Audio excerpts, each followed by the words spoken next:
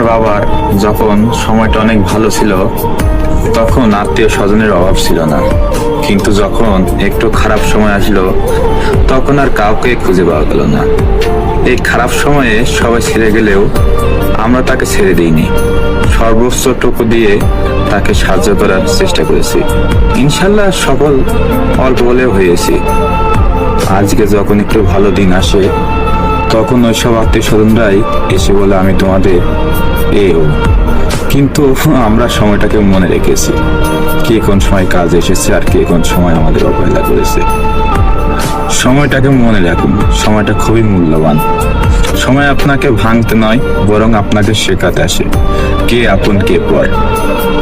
নিজেকে খারাপ সময় ভাঙবেন না, নিজেকে এমন ভাবে গড়ে তুলুন যাতে আপনাকে দেখে অন্যরা শিখতে পারে যে হ্যাঁ, ওদের তো খারাপ সময় ছিল, ওরা তো ঠিকই ঘুরিয়ে দাঁড়িয়েছে, তাহলে আমরা কেন পারবো না।